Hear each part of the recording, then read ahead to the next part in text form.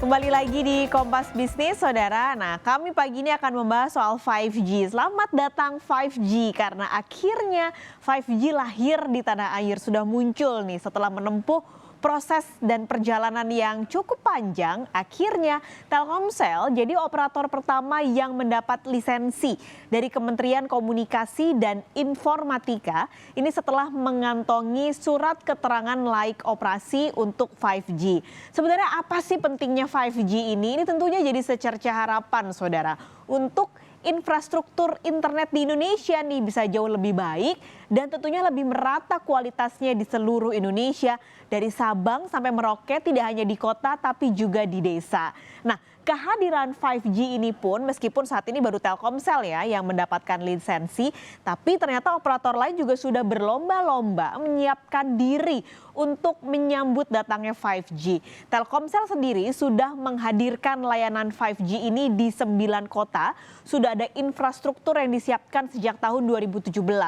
Ada 9 kota pertama yang bisa merasakan keberuntungan ya untuk merasakan layanan 5G. Tapi untuk di Jakarta sendiri, di daerah Jabodetabek saat ini baru ada 6 wilayah, ada di Jakarta dan juga Tangerang Selatan yang bisa menikmati layanan 5G seperti di Alam Sutra, lalu juga BSD, Pantai Indah Kapuk, Kelapa Gading, dan Widya Chandra. Nah, selain Telkomsel, Saudara, XL Axiata juga mulai meluncurkan bagaimana mereka menyiapkan anggaran infrastruktur pendukung dari 5G. Jadi mereka mengucurkan anggaran 7 triliun rupiah untuk infrastruktur pendukung 5G. Meskipun saat ini XL Axiata belum mendapatkan lisensi resmi. Nah, yang juga sudah memenangkan lelang di frekuensi yang sama dengan Telkomsel adalah Smartfren.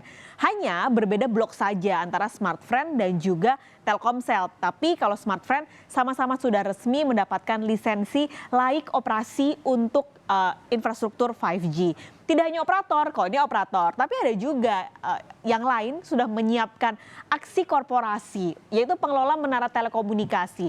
Jadi ada dua, ini adalah aksi korporasi yang dilakukan tower bersama infrastruktur.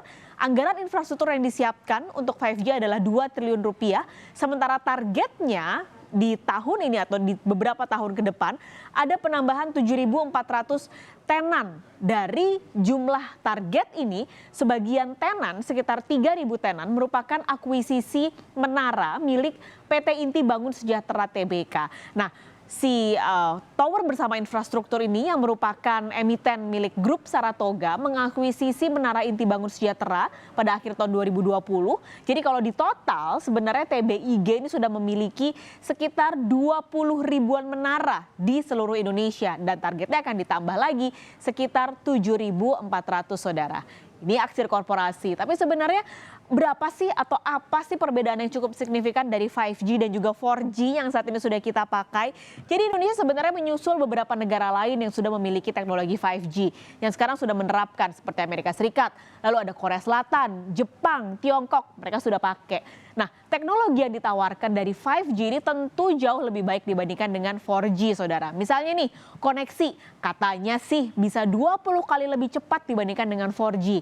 Lalu bagaimana ketika mengunduh bisa 2,7 kali lipat lebih cepat daripada 4G. Nah, kecepatan ini 5G diharapkan bisa jadi solusi saat ini ya kan. Ketika kalau kita misalnya nih di satu lokasi lagi banyak yang pakai handphone, biasanya udah langsung ngedrop gitu sinyalnya.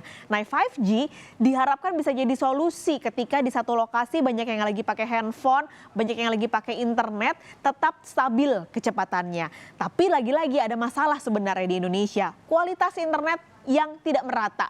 Di Jakarta emang oke, tapi kalau kita minggir sedikit mungkin ke Banten atau minggir sedikit ke daerah luar Jawa, sinyal internet langsung ngedrop. Nah, ini tentu banyak faktor yang harus disiapkan agar 5G ini nggak dirasakan hanya di masyarakat ibu kota, nggak hanya dirasakan masyarakat Jawa, tapi benar-benar dari Sabang sampai Merauke. Misalnya infrastruktur tentu penting, lalu juga regulasi, ekosistem dan juga kesiapan pasarnya.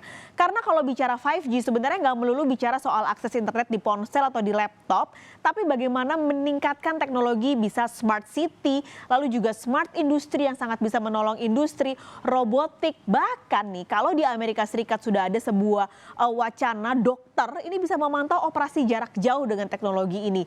Kalau memang benar-benar bisa diterapkan di Indonesia, tentu akan sangat menolong apalagi masyarakat yang tinggal di daerah di luar Jawa dan juga luar ibu kota. Nah, akhirnya dampak ini yang akhirnya membuat proyeksinya 5G digadang-gadang bisa jadi solusi percepatan ekonomi dunia.